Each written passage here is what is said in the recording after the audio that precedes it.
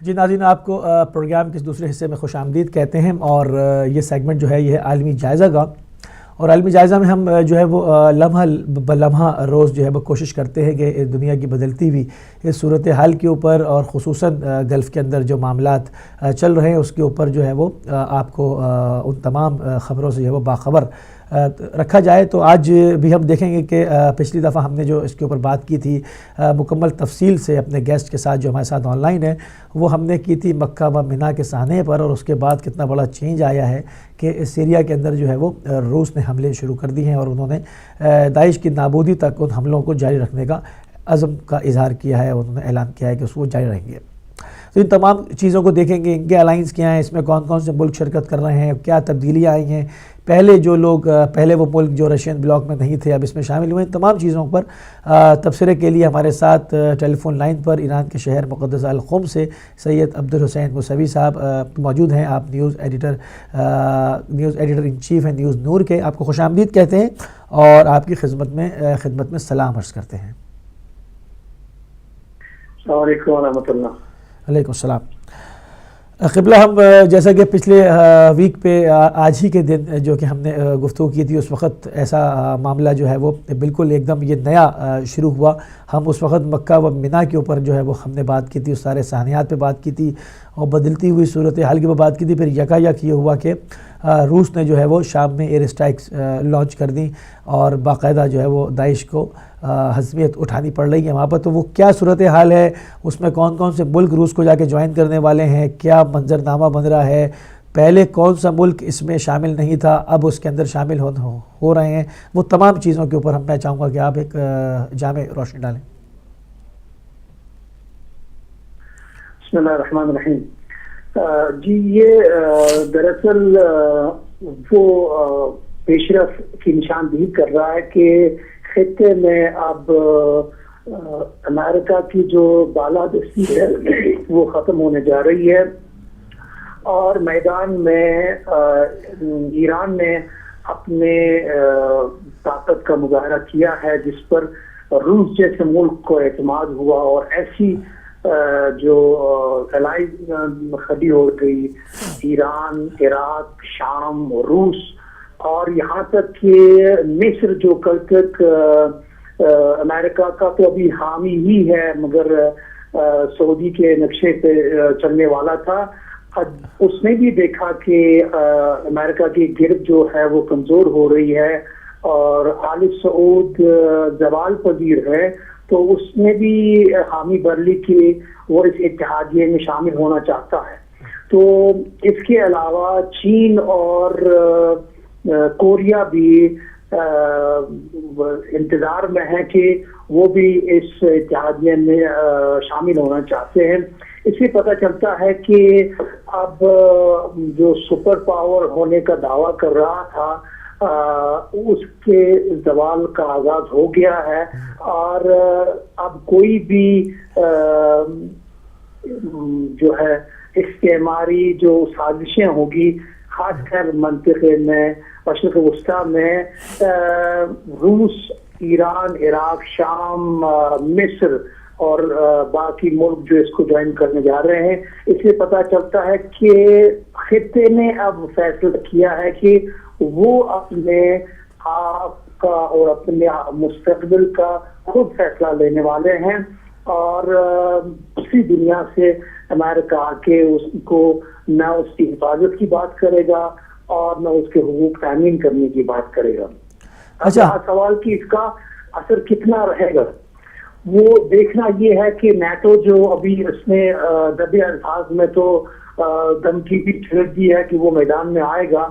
NATO के मैदान आने से तो पहले यही बात साबित हो जाएगी कि जो अमेरिका और यूरोप दहशतगर्दी के खिलाफ लड़ने की बात कर रहे थे, उनकी खुद पोल खुल गई कि दहशतगर्दों का कला कमा करने के लिए अमेरिका और यूरोप को क्यों परेशानी हो गई, जबकि उनको साथ देना चाहिए था इसमें कि आप दुनिया देख रही है कि पहली बार जब दहशतगर्दों के खिलाफ कार्रवाई हो गई और मुअस्सर कार्रवाई हो गई, तो इससे खुद यूरोप और अमेरिका में जो अवामी तहरीकें चली हुई है, अमेरिका में लोग अपने हकूक का मुतालबा कर रहे हैं। हम आए दिन देख रहे हैं कि वहाँ के सियाह फाम लोगों के साथ क्या जुल्म हो रहे हैं, और मिलियन मार्च वो अब रिपीटली वो कर रहे हैं। तो वहाँ अमेरिका में पता चलता है कि वहाँ पर कितने मजालिम हैं और जिनको दबाया जाता था।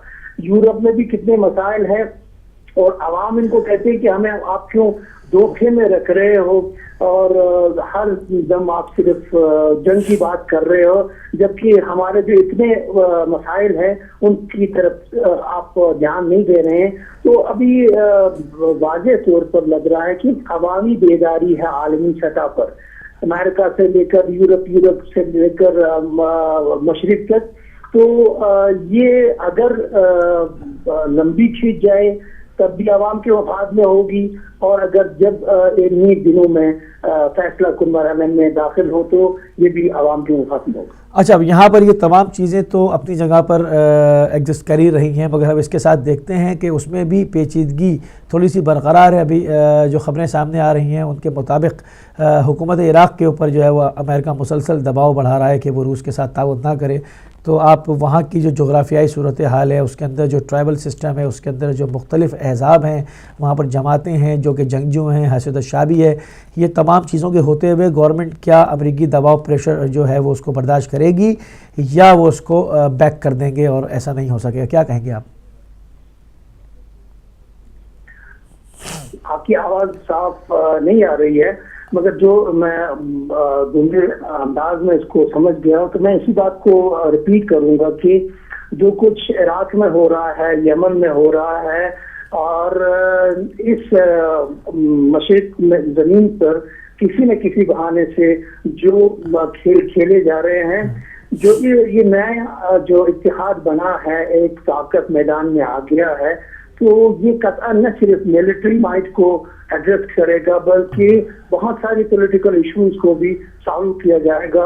और यहाँ तक कि आप जो मीना का जो वाक़ा हुआ वो भी एक नया डायमेंशन देगा, खासकर मुस्लिम वर्ल्ड के लिए, कि जो एक सवाल सामने खड़ा हो गया कि आले सऊद की जो है वो सलाहियत साबित हो गई कि वो हरमैन शरीफैन की खिदमत गुजारी की अहल नहीं है, जबकि आलम इस्लाम के उलमा मोतमिदीन पर मुश्तमिल एक ऐसी कमेटी तश्कील पाए कि जो इस खिदमत के जिम्मेदारी लें। तो इस हवाले से भी एक बहुत ही मुस्बत सोच पैदा हो गई है। तो लगता है कि न सिर्फ एक नबियत के मसाइल बल्कि बहुत सारे मसाइल एड्रेस हो रहे हैं। तो ये मरहलावार अब इसमें जहाँ पर इराक़ की बात हो रही थी, तो इराक़ की हुकूमत के ऊपर अमेरिका दबाव बढ़ा रहा है, तो आप क्या देखते हैं कि वो इस दबाव को कबूल करेंगे या इस प्रेशर को बैक कर देंगे? क्योंकि वहाँ पर मुख्तलिफ़ जमातें इस वक्त सरगर्म हैं, मुख्तलिफ़ अहज़ाब हैं, हशद शाबी है, एक बहुत बड़ा लश्कर है। क्या कहते हैं आप? देखिए, इस बारे में मैं समझता हूँ कि जो खुद ईरान ने बार बार ऐसे मसाइल का हल रखा है कि हर मुल्क में वहाँ के लोग फैसला करेंगे। इराक हो तो इराकी अवाम को फैसला करने का हक है, शाम हो शामी अवाम को फैसला करने का हक है, सऊदी अरब हो सऊदी अवाम को फैसला करने का हक है। जिस सरजमीन में जो मसाइल हैं, जो लोगों का फैसला होगा, दुनिया को उसको तस्लीम करना चाहिए। और इसी आवाज को दबाने के लिए ये माहौल खराब किया जा रहा है, जबकि ये हर एक क्योंकि अभी जो जंग है पैसे की और लॉजिक की, मंतिक की। अभी तक तो लॉजिक तो कमजोर ही पड़ा था, मगर आजकल किसी हद तक अंदाजा लग रहा है कि लॉजिक अपने कुदरत का मुजाहरा कर रहा है। मंतिक की बात जो सामने आ रही है उसको पैसा दबा नहीं पा रहे हैं। तो ऐसे मसाइल सिर्फ आवाम के हाथ में है कि वो फैसला करेंगे कि वो क्या चाहते हैं। बिल्कुल, तो ये तो बिल्कुल बहुत अच्छा जो कि फार्मूला है, और होना भी बिल्कुल ऐसे ही चाहिए कि जहाँ के लोग हैं वो अपनी मुल्क और मिल्लत के मफाद में रहते हुए फ़ैसला करें। मगर हम ये देख रहे हैं कि इसके अंदर भी मतलब अभी भी जो कि मामलात ऐसे हैं। तो आप क्या कहते हैं कि ये आगे बढ़ के जिस तरह फ़ौजें जमा हो रही हैं, अलाइंस जैसे आपने कहा कि लोग जाके रूस को मुख्तलिफ़ कौमें ज्वाइन कर रही हैं, तो आया ये एक बड़ी जंगी शक्ल इख्तियार करेगा या ये दाइश तक को नाबूद करने तक रुकेगा? आप क्या कहते हैं? बस वही बात है कि जो अमेरिका की जो बालादस्ती मशरिक में ज़मीन पर है और मशरिक वस्ता में ख़ास तौर पर इसके नकूश मिल रहे हैं। मगर एक तो ये है सवाल जो रशिया आज आया है कि 5 साल पहले नहीं आया था। उसके लिए ये वाज़ेह दलील है कि रशिया को ईरान जैसा एतमाद के काबिल मुल्क जिसने अपना लोहा मनवाया कि 37 सालों से दुनिया की ताकतें उसको घुटने टेकने पर मजबूर कर रहे हैं, मगर अल्हम्दुलिल्लाह ईरान कामयाब हो गया कि दुनिया को घुटने टेकने पर मजबूर किया है। और ये रूस ने देखा। अब ये अगर ईरान की भी यही ख्वाहिश थी कि किसी एक ही बालादस्ती ना हो। ईरान नहीं चाहेगा कि बस सिर्फ मेरी बालादस्ती हो, बल्कि अवामी ख्वाहिशात की बालादस्ती हो। इसके लिए ज़रूरत इस बात की है कि मशरिक ज़मीन की जो इसके तशख़्ख़ुस को बचाने के लिए यहाँ की ताकतें मुनज़्ज़म हो। और अल्हम्दुलिल्लाह ऐसा हो गया। और रूस, ईरान, इराक, शाम, मिस्र ये सब मुत्तहिद हो गए। चीन भी इसके पीछे है, वो भी ज्वाइन कर रहा है, कोरिया भी इसी तरह। तो इससे पता चलता है कि वही जो लॉजिक थी कि जो दुनिया को बता रहे हैं कि डेमोक्रेसी, जबकि उस जमहूरियत को कभी पनपने नहीं दिया गया, तो यहाँ जमहूरियत की असली शक्ल अभी सामने आ रही है। तारीख उसकी रकम हो रही है। तो इसमें यहाँ के लोग, हर खित्ते के लोग अपना फैसला खुद सुनाएंगे। इसकी तारीख रकम होने जा रही है। बहुत शुक्रिया, बहुत शुक्रिया। बहुत खूबसूरत जो है वो गुफ्तगू फरमाई आपने। बहुत मुख्तलिफ़ चीज़ों के ऊपर बहुत जो है वो ज़बरदस्त जो है वो तज़िया दिया और यकीनन हम इस सिलसिले को जारी व सारी रखेंगे। जो भी फर्दर जैसे ही अपडेट्स होते हैं हम आपको दोबारा जो है वो ज़हमत देंगे और उम्मीद करेंगे कि आप हमारे प्रोग्राम में दोबारा शरीक होते रहें। बहुत शुक्रिया। आप ईरान के शहर मुक़द्दस अल-क़ुम से हमारे साथ टेलीफोन लाइन के ऊपर मौजूद थे। आपने दुनिया की बदलती हुई सूरत हाल पर, मशरिक़ वस्ता में शुरू हुई हुई जंग के ऊपर तमाम जो है वो अपना तज़िया दिया। आपकी बड़ी गहरी और दक़ीक़ निगाह है। नाज़रीन, ये तमाम चीज़ें जो आप देखते हैं यकीनन इसको जो है वो एक प्लेटफॉर्म मुहैया किया हिदायत टीवी ने आपके, कि आप ये तमाम चीज़ें जो है वो एक 1000 साल की प्यास के बाद जो है वो बराह रास्त चीज़ें जो है वो आपको मिल जाती हैं फ़ौरन। एक ज़माना ऐसा भी था तशय्यो के ऊपर जो कि इमाम हुसैन सलाम का पुरसा देने के लिए भी खामोशी से घरों के अंदर जाकर मौमिन एक दूसरे को गले मिलकर मौला का पुरसा दिया करते थे। और एक वक्त ये भी आया कि बाकायदा मिल्लत तशय्यो को खुदा ने इतना उरूज बख्शा कि आपको अपना टीवी जो है वो दे दिया कि आप यहाँ से बराह रास्त जो है वो हमसे बात भी कर सकते हैं, अपनी राय भी दे सकते हैं। और यहाँ से लम्हा ब लम्हा जो भी मकतब तशय्यो के एतबार से और उम्मत मुस्लिमा के एतबार से जो भी ख़बरें होती हैं और जो भी बदलती हुई सूरत हाल होती है उसके ऊपर आपको अपडेट करने की पूरी कोशिश की जाती है। एक अदना सा खादिम जो है वो कौम की हैसियत रखते हुए पूरी कोशिश करते हैं हम कि जो है वो आपकी खिदमत में उन तमाम चीज़ों को जो कि मुख्तलिफ़ ज़ावियों से, मुख्तलिफ़ जगहों से कलेक्ट की जाती हैं, मुख्तलिफ़ जगहों से जमा की जाती हैं, उनको जो है वो एक ज़ंजीर में एक तस्बीह के दानों की तरह पिरो के वो है वो आपके सामने उसको रखा जाए, उसके ऊपर बेहतरीन तजिया भी पेश किया जाए, उसको तहलील भी किया जाए और उन चीज़ों को खोला भी जाए। तो ये तमाम चीज़ें हैं जो कि आप सिर्फ़ और सिर्फ इस वजह से कि उसके पीछे आपका अपना टीवी, आपका हिदायत टेलीविज़न, उसका प्लेटफॉर्म जो वो मुहैया आपके लिए।